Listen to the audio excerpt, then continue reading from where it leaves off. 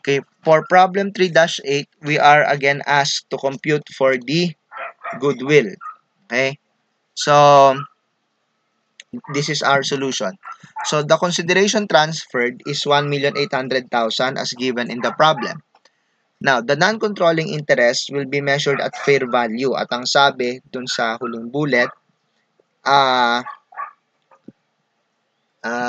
wait, I'm looking for it. No, it's not fair value, sorry. Ang nakalagay pala dito, Entity A chose to measure the non-controlling interest at the not at proportionate share. So, ang computation natin is 2.2 million times 25%. So, yung 2.2 million, saan galing yon? Dito natin siya makikita sa baba. But for now, no, yun nga, ang ating non-controlling interest is 2.2 million times 25%. So, 550. So, ang total nung, kumbaga, total value nung buong company is 2,350,000. So, i-compare natin siya dun sa fair value of net identifiable assets. So, originally, ang assets is 4 million at yung liabilities is 1,600,000. Ang isasama po natin dyan ay yung contingent liability na 200,000. So, that will be a deduction. No? So, 4 million less 1,600,000 less additional liability. No? So, 200.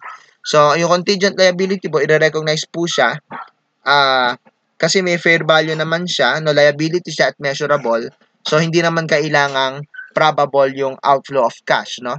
So, yun po yung isa sa mga exception sa measurement and recognition rule, or rather, sa measurement, sa recognition standard sa business combination, no? So, yung contingent liability, kahit walang provision na ni-recognize sa subsidiary dahil hindi naman probable yung, yung outflow of cash, sa business combination, i-recognize siya ni parent. So, ayan. So, sama mo siya sa computation. So, lalabas, ang fair value ng net identifiable assets is 2,200,000. So, dyan natin nakuha yung nasa taas, yung 2.2 million, no?